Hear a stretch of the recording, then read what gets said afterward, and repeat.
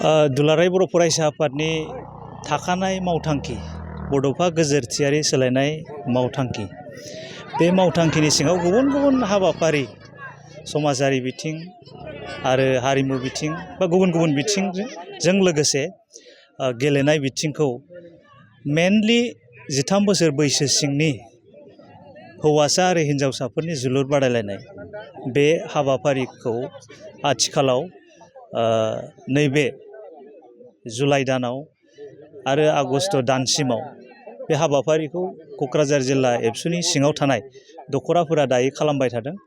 बे एखे रोखोमैनो गसाइगाव दख'रा एबसुआ दावागुरि लाइमोन क्लाब काम लाइब्रेरिनि बे फोथाराव खुंदों।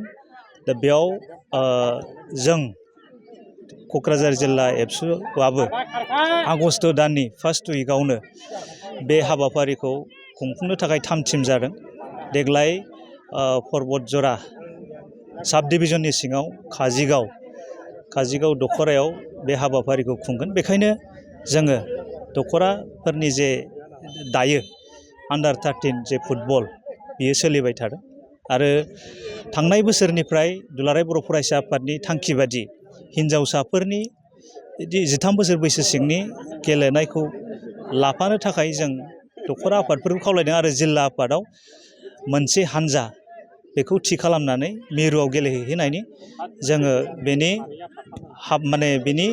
जे गेलेनाय बेखौ गेलेनो थाखाय बा खालामनो थाखाय जों दख'राफोरखौ खावलायनाय बायदि दायो माखासे दख'राफोरा खावलायदों आरो माखासे दख'राफोरनि सिङाव हिन्जावसाफोरनि गेलेगिरिनि जे बाहागो लानाय बा ओंखारनाय बियो जोबोद खम। बेखायनो दा जायाबाबो उननि समाव हिन्जावसाफोरनि जे हिन्जावसाफोर गेलेगिरिखौबो जोङो दिरुननो थाखाय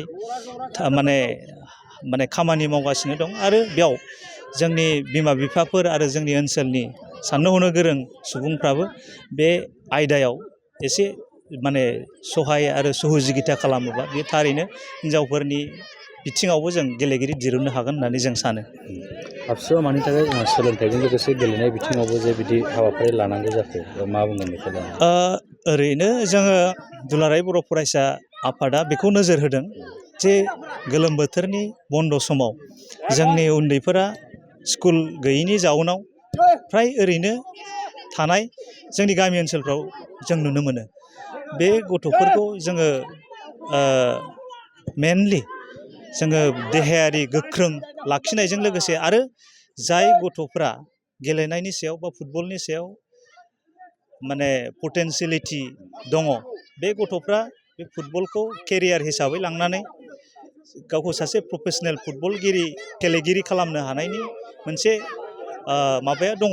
दा बेखौ लानानैनो दिनै दुलाराय बर' फरायसा आफादा बे थांखि आरो नोजोरजों बे हाबाफारिखौ लाबाय थादों।